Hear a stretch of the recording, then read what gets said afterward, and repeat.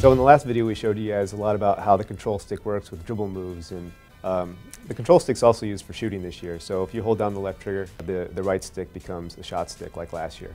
There's an option to flip that, but we really encourage all you guys just to try out the control stick the way that it's set up default in the game right now. Once you master it, it really is just a way better way to play the game. On offense, when you're getting crowded, you can push the control stick away from the defender if you wanted to protect that ball. Same thing Kobe would do in real life.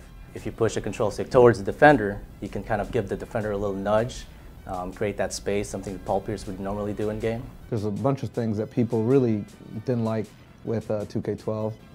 Speed was one thing.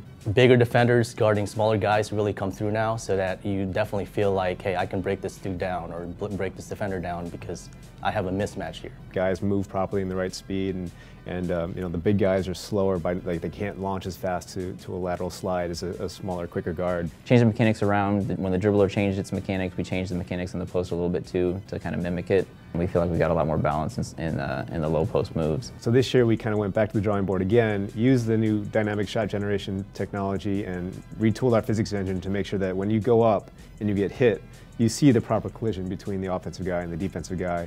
And the cool thing about it is when you get into the air or as you're landing, you'll always see something different when you attack the basket. So you'll see guys, you know, go up strong. You might get clobbered by a blocker, come down, wipe out. You'll see a lot more contact dunks, a lot more falls, a lot more cool stuff, you know, in the air. You know, if it's a really hard hit, he'll grab his head like, oh, he's hurt, or he'll grab his limb. He might get, you know, he'll be out of the play for a little bit. So there's all kinds of interactions and all kinds of different sequences that can play out. One of the big complaints was going on a fast break and always throwing the ball to that last defender, even though you had 3 wide open guys.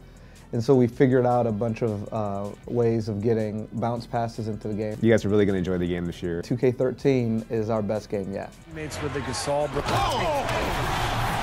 Call it game time and bang time.